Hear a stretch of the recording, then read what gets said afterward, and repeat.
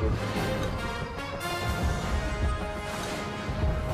morning, and welcome to What's Reality, a show that denies the lies and looks for the true truths. Today, we'll be investigating how black people supposedly love rap. Media representation is a cliche that is designed by the media to attract the public, and this is usually biased information. Information of the gender, sexuality, or race. People relate to what they perceive by being fed information by the media, which is usually just biased statements based on poor sources from history. People join this stereotypical mainstream that all Asians are smart, as they have one of the most technological cities in the world, or that all Muslims are bad since ISIS is based in the Middle East. For my first source, The Get Down. The Get Down is a TV show in 1977, around the midst of one of the biggest drug rings in the Bronx of NYC. The show centers around a black community and the birth of hip-hop and rap and 5 young black men that are inventing rap music. This show was written because this has a message that the color of your skin should limit no one. In a world which is dominated by white singers and pop, rap grew out of the slums, giving a voice to a community that wasn't heard. Rap historically is a black man's genre. However, the stereotype, now in a world with white rappers, has stuck with the disillusion of gangs and violence. It is not given the credit it deserves in relation to the talent and language skills used. The show also enforces the stereotypical point of view that only black people like rap. This is enforced through all the cast color of their skin, all black. They also enforce the idea that all black rappers start from a poor environment and rise to the top, as the show's setting is in the Bronx of New York City. They also share the idea that black people do drugs, and this is shown through many ways, as many of the cast do or have done drugs. The idea that they are smart linguists is not represented. It is shown through the maker's point of view that black people were always treated badly, and that music was loved in that time. Although the show is powerful because of that, it backfires on the idea of no white rappers, only black. This is a stereotypical ideology that rap is only for black people, and poetry is only for white. The movie 8 Mile, is the only award-winning rap artist, Eminem. 8 Mile reflects on not just how hard it is for a black man to live in a white society, but vice versa.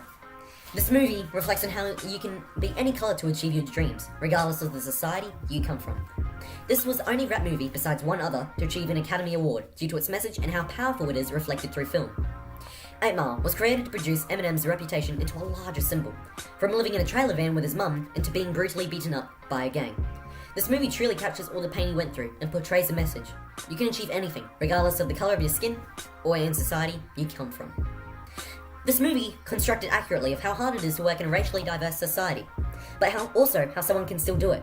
When he raps, he speaks harshly and only uses language techniques only black rappers. Sit down, you move again, I'll beat the out of you. As white people are cliched to being feminine and poetry, and black people are depicted as gangsters and masculine. Some of the scenes of the film are black characters being derogatory to white people. This is through rap. The director's POV is that since Eminem gained success through an entirely black industry and still named one of the best rappers in his generation, 8 Mile would have a positive impact and deny the stereotype that white people can be rappers, and not just black people. As most of the cast was black, he also intended to exaggerate Eminem's process of becoming a hip-hop artist even more inspiring. This movie reflects purely that anyone can be a rapper, but it's a cliche that all black people are offensive. My third source, This Is the End. This Is the End is a movie based on the apocalypse, but there are multiple scenes in this movie where one of the main characters is singing who is black. He also, throughout the movie, wears a shirt that shows the main lyrics of the song which he was singing. This movie depicts itself as a comedy, so all bad comments are intended to be funny. They're only meant for a comedic matter. However, the scene in which he sings about women having sex with women is depicted as him stating that he's derogatory about women and dominant. The scene may have been created for a laughing matter, but the message that comes across only aids the ideology that black people are derogatory. This message, depicted as the words he is singing, where he's asking for women to take their clothes off, which aids the cliche that black rappers or singers are supposedly masculine and derogatory, also aids that stereotype. Another way the message is portrayed is the shirt he wears, which shows some of the lyrics he was singing. This agrees with how the media also depicts black rappers, derogatory, mean people. The director aided the ideology that black rappers are sexist and harsh. And still though the director intended to make the audience laughing, the ideology still grew due to this scene, and the black character still made sexist remarks. Obviously, the dominant side of view is there was a laughing scene, and it was intended to be one. But the movie still had a crude scene which ended up being a stereotype. and this was the movie's major downfall, aiding the stereotypical ideology. My fourth source. This article that was published in City Journal is about how black people are always seen around with rap music, and why they are associated with black hip-hop, and why they're cliche that they are derogatory and rebellious. The article initially wrote about this reflecting of an incident that happened in a KFC diner in Harlem, where schoolboys that were black were skipping school, listening to rap, being loud and selfish, and only had one type of genre of music: rap. The article also talks about this has become a stereotype in the media. Rebellious black kids always listen to rap, and how wrong it is.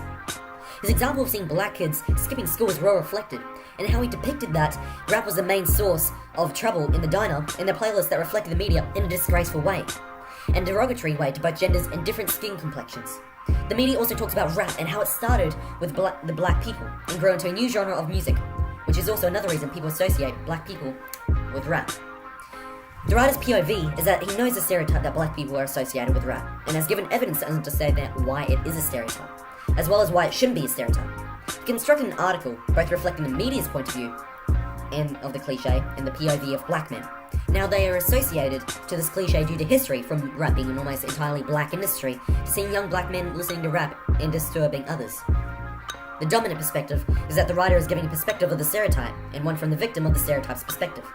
Although the perspective about the stereotype is a lot more powerful than the other POV, the dominant message from the article is that example from the KFC diner, when he states that black kids are causing distortion in the public with rap.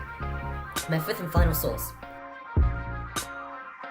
This news report is based around white people how they can't be rappers due to their skin color, and how the stereotype affects these people. Even though some white people could be judged as better rappers, it is not normal, and they're identified as feminine with poetry. Then black people are masculine and derogatory.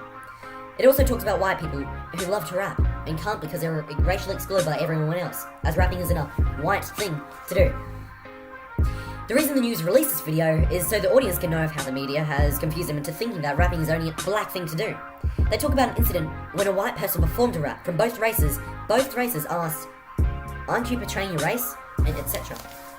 Some of the words are a new slang for white people that rap, including traitor and other racially diverse names. An interview with a black comedian claims that white people have stolen the black culture. Words in rap songs are used countlessly to divide our races apart, and they're also sources that make black people a lot more derogatory than white people.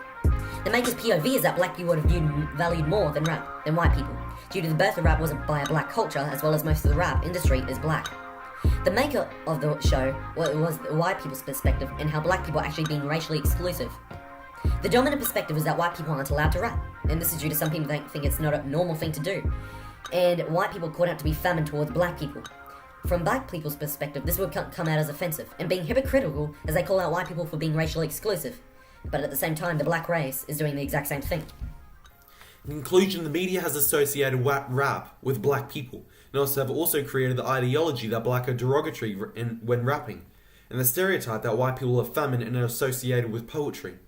This is through multiple sources, and people have depicted the wrong way. These can affect social views, as knowing the richest man in the world is white, and Compton as being one of the worst communities in America is also one of the highest percentages of black people. That's all we have today, folks. Tune in next time on Montreal.